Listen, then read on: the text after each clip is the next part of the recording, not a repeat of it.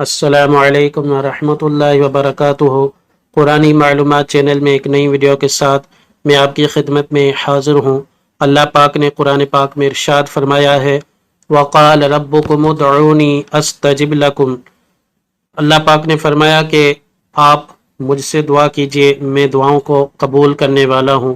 آج میں آپ کو دعا کے بارے میں کچھ قرآنی دعاؤں کے فضائل و فوائد کے بارے میں بتاؤں گا۔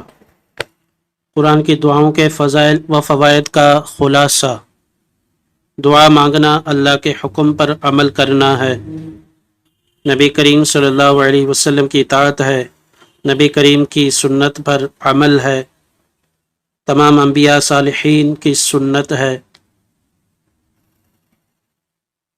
دعا عبادت کا مغز ہے، دعا رحمت کی چابی ہے، دعا مومن کا ہتھیار ہے،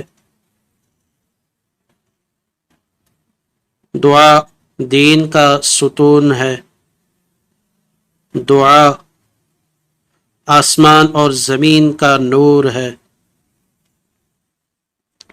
دعا تقدیر کو ٹال دیتی ہے۔ اس ویڈیو کو لائک کر دیجئے اور اچھی کمنٹ کر دیجئے۔ دعا اللہ کے لشکروں میں سے ایک لشکر ہے، دعا بلاؤں کو دور کرتی ہے، دعا بلاؤں کو دور کرتی ہے، دعا مقاصد کو پورا کرتی ہے، دعا رحمت الہی کا دروازہ ہے، دعا رحمت الہی کا دروازہ ہے، دعا مقبولیت کی دلیل ہے، دعا مقبولیت کی دلیل ہے، دعا مانگنا اللہ کو محبوب ہے، دعا مانگنا اللہ کو محبوب ہے، دعا برکت کا ذریعہ ہے۔ میری اس ویڈیو کو اپنے دوستوں کے ساتھ شیئر کیجیے۔